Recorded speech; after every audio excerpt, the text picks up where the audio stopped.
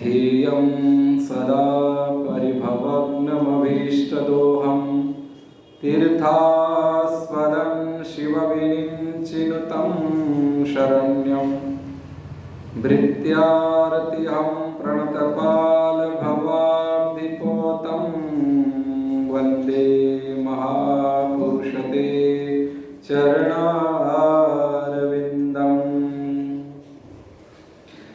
नारायणं नमस्कृत्य नरं चैव नरोत्तमं देवीं सरस्वतीं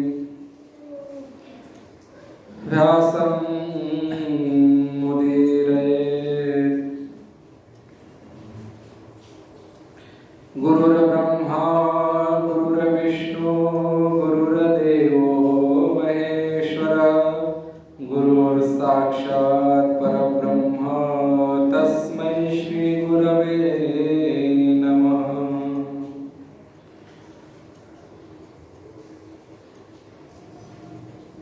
अज्ञानतिमिरान्धश्च ज्ञानाञ्जनशलाकया चक्षुरुन्मीलितं येन तस्मै श्री गुरवे नमः। परब्रह्म सद्गुरु प्रणम्य मुनिसभसन्त नमो हरिरामामुरभवन में यापद समान को रमतीत राम गुरुदेव जी पुनित हो काल के संग जिनको राम चरण की वंदन बार भक्ति भक्त भगवंत गुरु चतुर नाम वपुए इनके पद वंदन किए नासत विघ्नानि।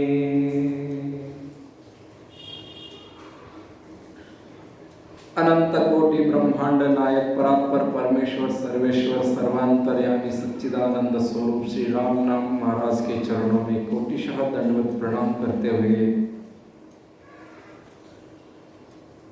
भूत भविष्य वर्तमान त्रिकालदर्शी सभी संत महापुरुषों के चरणों में कोटिशः दंडवत प्रणाम। सद्गुरुदेव भगवान के चरणों में कोटिशः दंडवत प्रणाम। भक्ति रस के पिपासु यहाँ पधारे हुए उपस्थित अनुपस्थित सभी भक्तजनों का हार्दिक अभिवादन करते हुए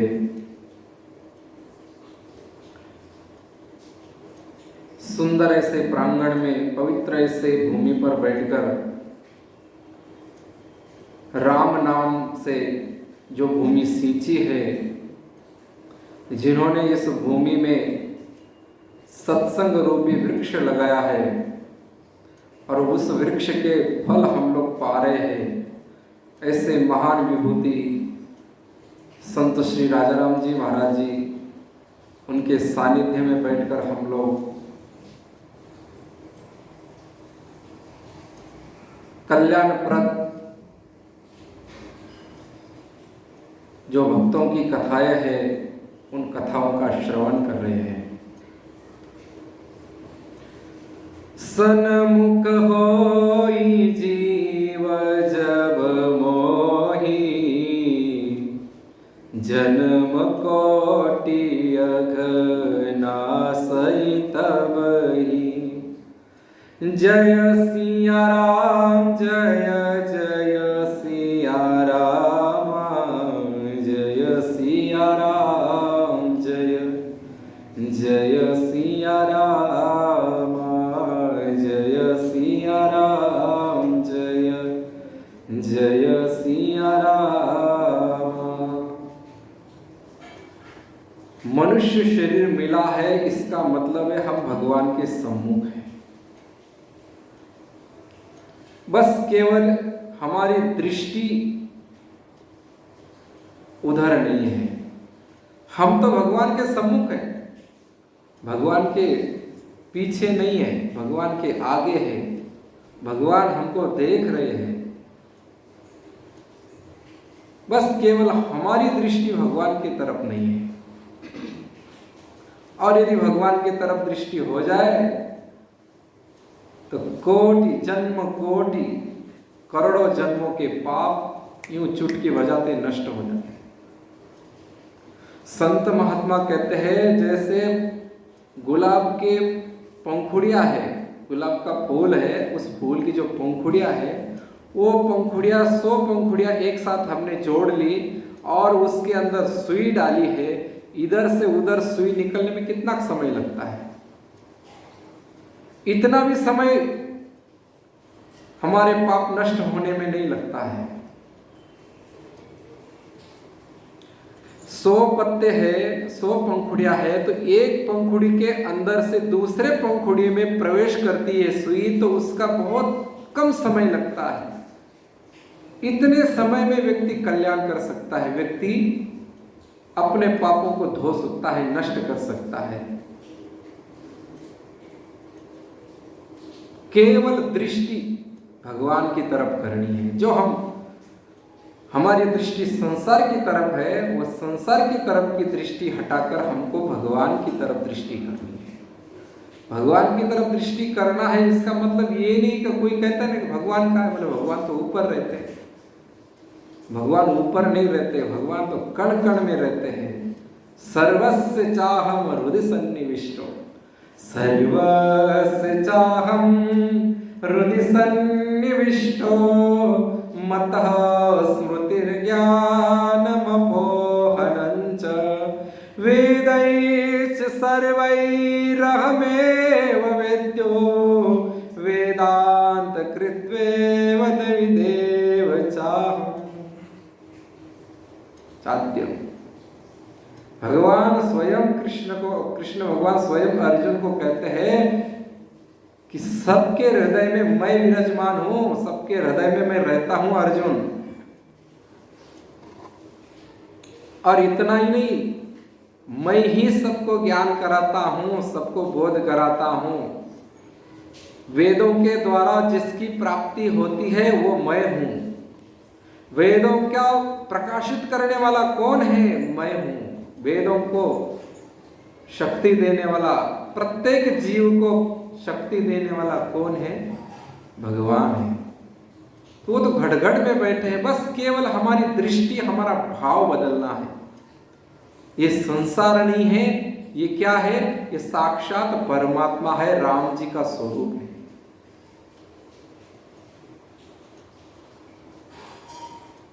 वासुदेव सर्वमिति स महात्मा सुदुर्लभ। सब जगह वासुदेव देखने वाले महात्मा दुर्लभ होते हैं, और ऐसे सब जगह भगवान को देखने वाले हमारे रामदास जी महाराज हैं। प्रत्येक जीव में भगवान को देखते हैं, भगवानमय उनकी दृष्टि हो गई है। तो दृष्टि बदलती ही सृष्टि बदल जाती है, संसार बदल जाता है। इसका मतलब ये नहीं कि इधर के पहाड़ उधर हो जाए, उधर के सागर उधर हो जाए, इधर का मकान उधर हो जाए, ये कुछ नहीं होता है। बस हमारी दृष्टि बदल जाती है। अरे जिस मकान को हम हमारा कह रहे थे, ये मकान तो भगवान का है। अरे जिस गाड़ी को हम हमारी कह रहे थे, वो गाड़ी भगवान की है। जिस संबंधियों को हमारा संबंधी मानते थे कि बेटा मेरी, बहू मेरी, ये मेरा, ये मेरे नहीं, ये तो भगवान के थे।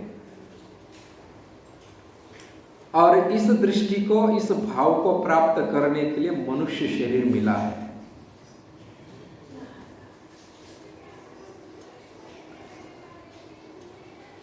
इसीलिए तुलसीदास जी महाराज जी कहते हैं, सन्मुख होय जीव जब मोहि। जैसे आप लोगों ने महाराज जी को कहा, भोजन का निमंत्रण दिया कि चलो महाराज जी हमारे घर पर आज आपको निमंत्रण है। अब निमंत्रण है, घर वालों ने तैयारी कर ली है, महाराज जी तो निश्चिंत हो गए। निमंत्रण देने के बाद महाराज जी थोड़ी चिंता करेंगे कि वो रोटी बनाएंगे कि नहीं बनाएंगे, सब्जी बनाएंगे कि नहीं बनाएंगे। पानी पिलाएंगे कि नहीं पिलाएंगे। अब महाराज जी क्यों चिंता करें, अगले ने कही दिया कि हमारे घर आपको निमंत्रण है भोजन का। अब वो जवाबदारी किसकी है? जिसने निमंत्रण दिया उसकी है। महाराज जी आ गए, भोजन की तैयारी हो गई,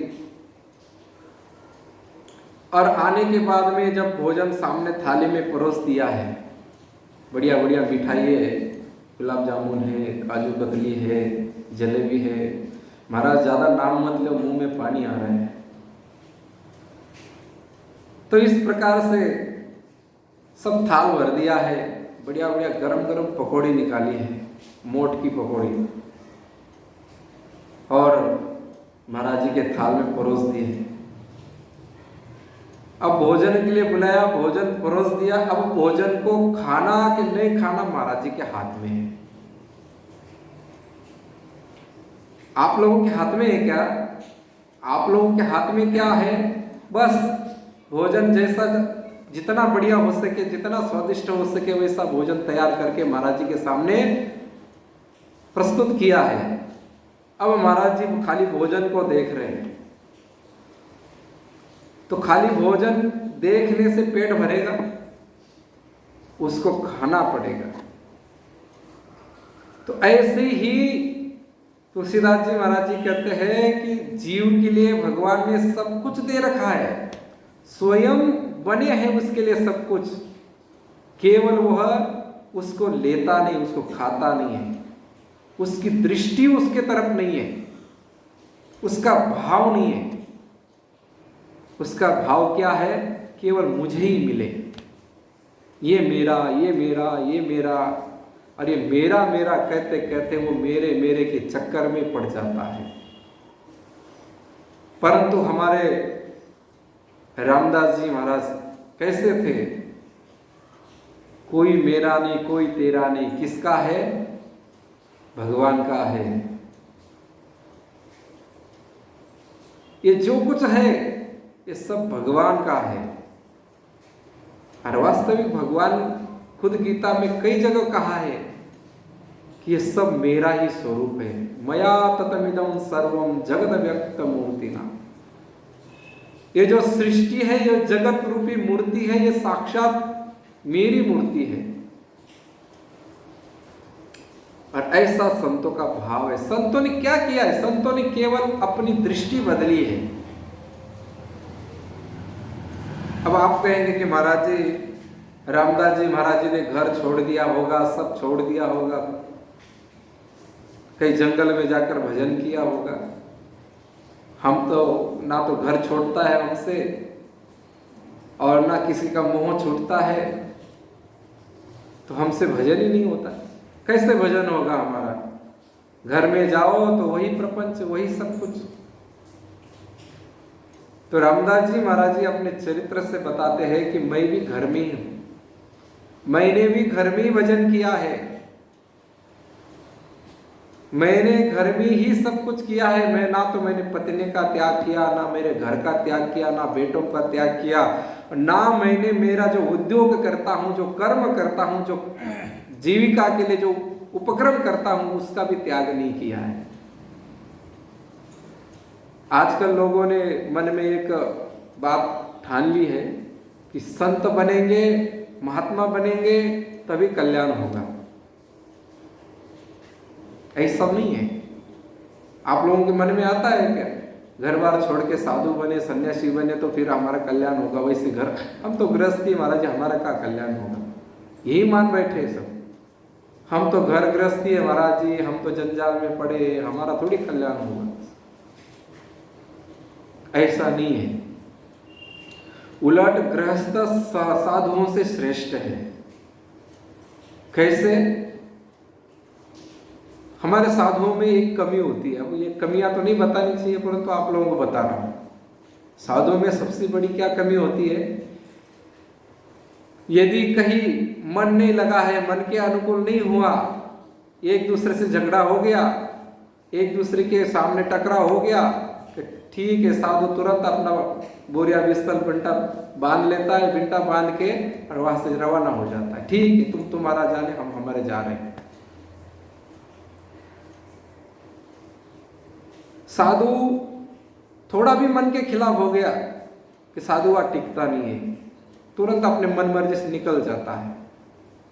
ये साधुओं में बहुत बड़ी कमी होती है, सहनशीलता कम होती है। कहीं भी झगड़ा हो गया कि वहां से निकल पड़ता है। परंतु गृहस्थी में ये बहुत बड़ा गुण है। भले वो सास बहू लड़ती रहे, सास बहू का झगड़ा हो गया तो कहाँ जाएगी सास, बहू कहाँ जाएगी, घर छोड़ के थोड़ी जाएगी। वो तो कहेगी सासू जी ऐसे नहीं आई हूँ, पीछे आपके लड़के के पीछे नहीं आई हूँ, चल के मेरे को लाया है।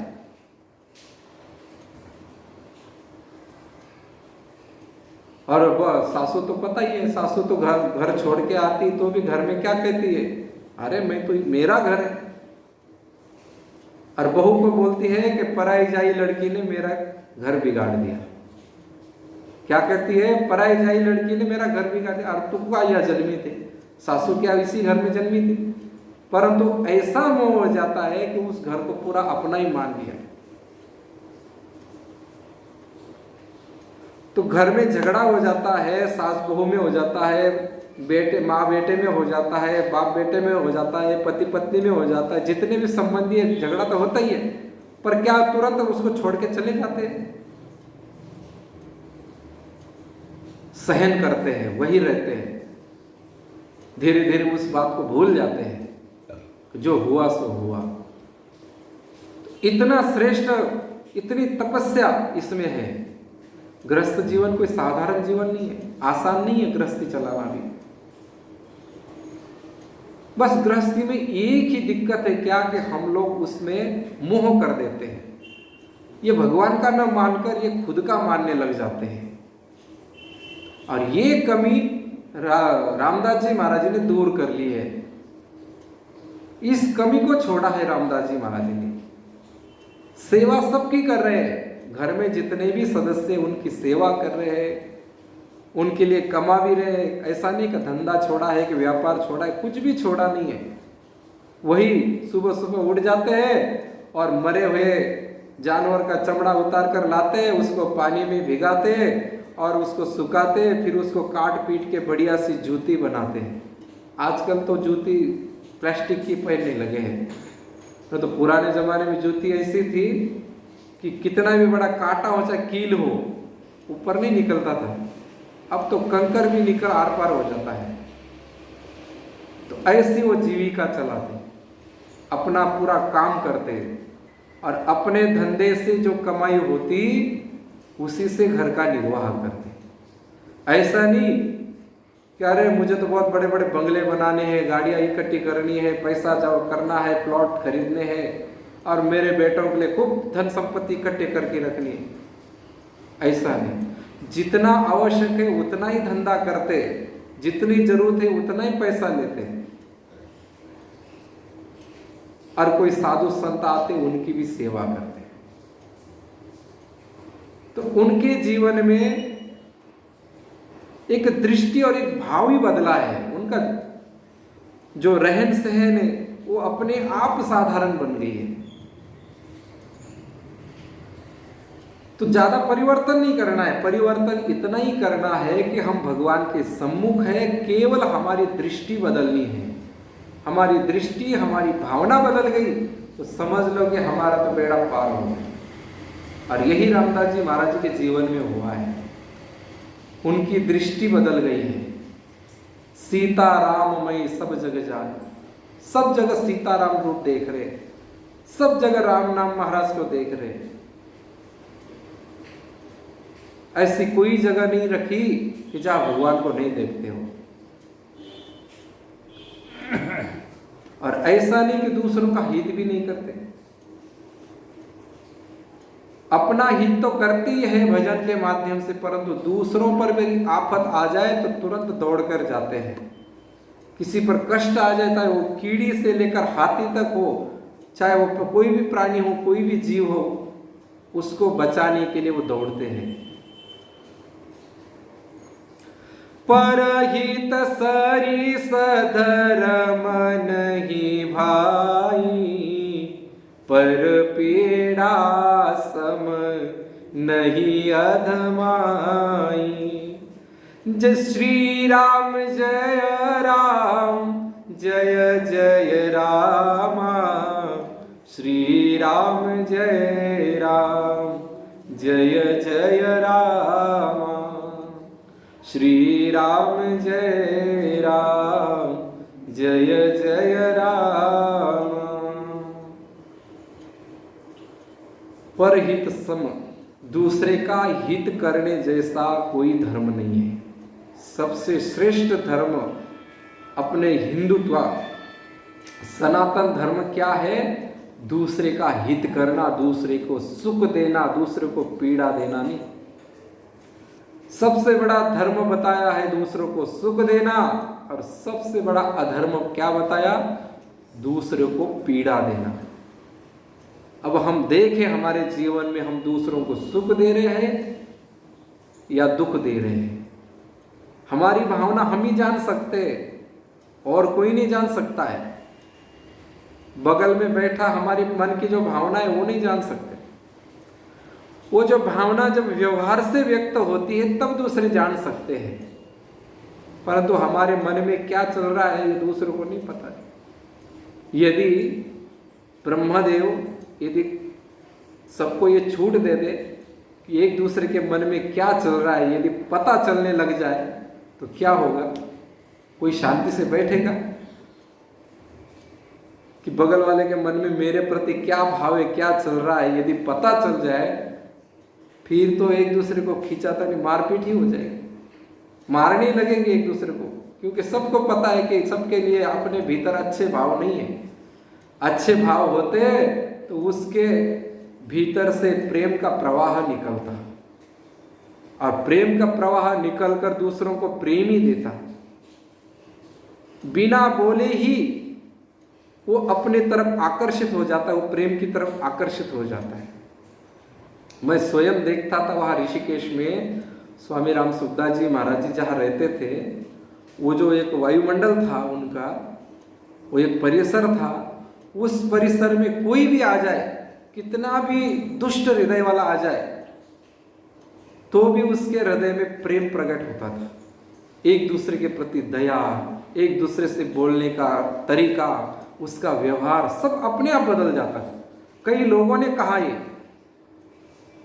कि महाराज जी हम जब वह गीता भवन में जाते हैं तो हमारा सब व्यवहार बदल जाता है, हमारी मन की स्थिति बदल जाती है, सब बदल जाता है। ऐसा लगता है वही रहे और केवल भजन करे, प्रभु स्मरण करे, केवल राम राम राम राम राम राम राम राम राम राम करे, और कुछ करने का मन ही नहीं होता, घर आने का मन ही नहीं होता है।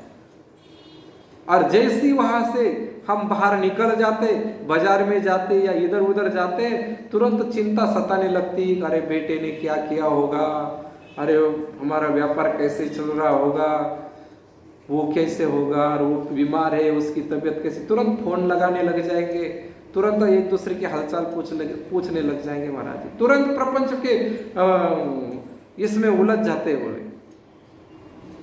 तो संत महात्माओं का जो भजन होता है वो भजन क्या है? हृदय में परिवर्तन हुआ। क्या परिवर्तन हुआ? इतना ही परिवर्तन हुआ क्या? दूसरों के लिए सुख देना, यही भावना, दूसरों को पीड़ा नहीं देना, केवल इतना सा ही परिवर्तन किया है। क्या? दूसरों को सुख देना है। मुझे सुख मिले ना मिले, परंतु मुझे औरों को सुख देना है, चाहे वो परिवार वाले हो, अड़ोसी पड़ोसी हो, चाहे मेरे देश के वासी हो, चाहे बाहर के हो। क्योंकि हमारे सनातन धर्म का मूल सूत्र है वसुधैव कुटुंबम। ये पूरा संसार हमारा कुटुंब है, हमारा परिवार है।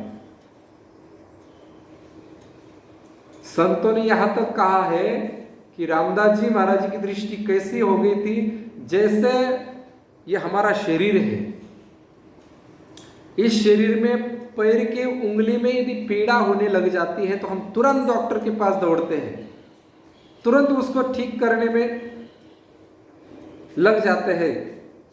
वो पीड़ा कैसे शांत हो उसमें लग जाते हैं। लगते कि नहीं लगते? आपका सिर दर्द करने लग जाए, आपकी कोई नस बंद हो जाए, हाथ दर्द करने लग जाए, पैर दर्द करने लग जाए, पैर में मोच आ जाए, बुखार आ जाए, शरीर में कहीं भी पीड़ा होने लग जाए तो तुरंत ऐसा प्रयास करते हैं कि वापस वो स्वस्थ हो जाए। करते कि नहीं करते? कसोर है सब करते हैं ना। तो ऐसे संसार में कोई भी पीड़ित व्यक्ति हो, उसका दुख दूर करने की भावना मन में जागृत हो जाए। कितना सुंदर उदाहरण दिया संतों ने। हमारे शरीर में किसी भी अंग में पीड़ा होने लग जाए तो उस पीड़ा को दूर करने के लिए कैसे हम प्रयास करते हैं, कैसी हमारी भावना हो जाती है, अरे ये पीड़ा कैसे दूर हो जाए। तो संत कहते प्रयास नहीं करना है आपको। संसार में यदि कोई जीव दुखी है, अनेक करोड़ों जीव दुखी है, तो वो दुखी जीव केवल सुखी हो जाए, यही भावना करनी। आपको इधर उधर भागना भी नहीं है। आपको देखो संत कितने दयालु है। वो ये नहीं कहते कि दिल्ली में कोई व्यक्ति बीमार हो गए हैं, दिल्ली में कोई बम फट गया, कोई दंगा हो गया या कोई बीमारी आ गई तो आप वहां चले जाओ और उनका इलाज करने लग जाओ, ऐसे नहीं कहते। केवल आप भावना कर लो कि वो लोग सुखी हो जाए, हमसे भी ज्यादा सुखी हो जाए, हमसे भी ज्यादा स्वस्थ हो जाए। तो चाहे वो कोई भी जीव हो, चाहे हमारे अड़ोसी पड़ोसी हो, चाहे हमारे भाई बंद हो, उन्होंने करोड़ों रुपया का मकान बना लिया तो भी अपने मन में ये नहीं होना चाहिए कि अरे इन्होंने इतना बड़ा मकान बना लिया और हम तो देखो। तो तुरंत कई लोग तो मन में कामना करते हैं, कोई देवी देवता को मन्नत मांगते हैं कि इसका कैसा न कैसा सत्यानाश हो, ये बर्बाद हो। ऐसे भी लोग हैं हमारे सत्संग में आते हैं, जो भजन में आते हैं, जो सत्संग में आते हैं, जो मंदिर में जाते हैं, उनके मन में ऐसी भावना नहीं होती है। परंतु जो सत्संग में जाते ही नहीं, जिनको पता ही नहीं है ये कर्म अच्छा है, ये भावना अच्छी, ये भावना बुरी है, ये इनको जिनको पता ही नहीं, उनको जो सत्संग में जाते हैं उनको पता ही नहीं है। तो इस प्रकार से भाव बनाना है, हमारा भाव शुद्ध करना है। हमारी जो इच्छा है, जो कामना है, जो हमारे अंतःकरण से जो भाव निकलते हैं वो ही शुद्ध करनी है। और वही भावना रामदास जी की शुद्ध हुई है। उनके जीवन में इतना ही परिवर्तन है क्या कि वो सबके प्रति ईश्वर बुद्धि रखते और सबका हित चाहते हैं। क्या चाहते हैं? हित चाहते हैं, सब सुखी हो जाए। कोई भक्त तो ऐसे होते हैं कि वो भगवान को प्रार्थना करते हैं कि सबका दुख मुझे मिले। राजा निमि हुए, श्रीमद् भागवत में बहुत सुंदर कथा आती है। अपने महाराज जी कह रहे थे कि अभी अमावस आएगी, तो अमावस के बाद में जो एकम है, 9 तारीख सोमवार पड़ता है, तो अपने शिव पुराण की कथा का रखने का चल रहे हैं। 9 तारीख से 15 दिन तक शिव पुराण, क्योंकि श्रावण भी चल रहा है। श्रावण में शिव पुराण कथा का बहुत महात्म्य है। तो 15 दिन अपने शिव पुराण कथा का विचार है और उसके बाद में भादव चालू हो जाएगा। श्रावण तो पूरा हो जाएगा पूर्णिमा को। पूर्णिमा के बाद में महाराज जी का विचार है कि श्रीमद् भागवत की कथा 15 दिन रखने में। तो 15 दिन शिव पुराण हो जाएगा, 15 दिन भागवत कथा हो जाएगी और उसके बाद में 15 दिन राम कथा रामायण रखने का विचार है। तो अभी बात निकली है श्रीमद् भागवत की, इसलिए आप लोगों को सूचना देते हैं। यदि आप लोग जाओ, अड़ोसी पड़ोसी कोई पूछे तो बोल देना 9 तारीख से शिव पुराण की कथा है। और तब तक अपना तो भक्त चरित चल ही रहा है। तो इस प्रकार से श्रीमद् भागवत में निमि राजा का आया है। निमि राजा ने कहा कि भगवान सब जीवों का दुख मेरे को मिले, मैं अनंत करोड़ों जन्मों तक दुख भोगता रहूं, परंतु सब जीव सुखी हो जाए, सब जीव सुखी हो जाए, ये भावना। तो एक बार क्या हुआ, एक सुंदर कथा याद आ गई। थोड़ा 5-10 मिनट ज़्यादा भी हो जाए तो चिंता मत करिए, क्योंकि काफ़ी समय हमारा संसार में ही बीता है। तो 5-10 मिनट ज़्यादा बीत जाए तो क्या फर्क पड़े। तो एक बार क्या हुआ, नारद जी महाराज भगवान के पास गए। भगवान के पास जाकर कहा कि भगवान, आपका नाम दया सागर है, दया सिंधु है, कृपालु है, करुणा सागर, करुणानाथ, तो आपको इन जीवों की तकलीफ पता नहीं चलती है क्या? कैसे तो नालियों में कीड़े हैं, कैसे कुलबुल कुलबुल करते हैं, सुअर है कैसे नालियों में गंदगी में खाना ढूंढते हैं, परेशान रहते हैं, बारिश आती है तो बंदर कैसे भीग जाते हैं, ना खाने का ठिकाना ना रहने का ठिकाना, गौ माता दर दर भटक रही है, और भी प्राणी देख लो, सब दुखी है।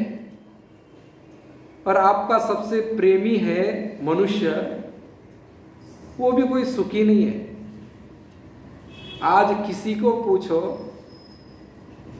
कि आप तो बहुत बड़े सुखी है, बहुत बड़े, आपका तो 4-4 मंजिल मकान हो गया है, दुकान व्यापार चल रहा है, आप तो बहुत आनंद में सुखी है, वो क्या कहेंगे, काहे के सुखी है, कहाँ रुपया है, हम तो दुखी है। हमने खुद ने देखा कि एक केजरीवाल परिवार था कलकत्ते का, तो महाराज जी के सामने आए मिलने के लिए शाम को, स्वामी राम सुखदास जी महाराज जी के पास तो कई लोग आते रहते थे, तो वो भी आए। वो जब भी आते तो संतों के लिए डायरेक्ट नारियल का ट्रक ही भर के लाते थे वहाँ ऋषिकेश में। संत कितने थे पता है, 400-500 संत रहते थे। तो जब भी आते नारियल का ट्रक भर के ले आते, कभी तरबूज का ट्रक भर के ले आते, कभी केले का, कभी क्या, कभी का, वो आते रहते थे।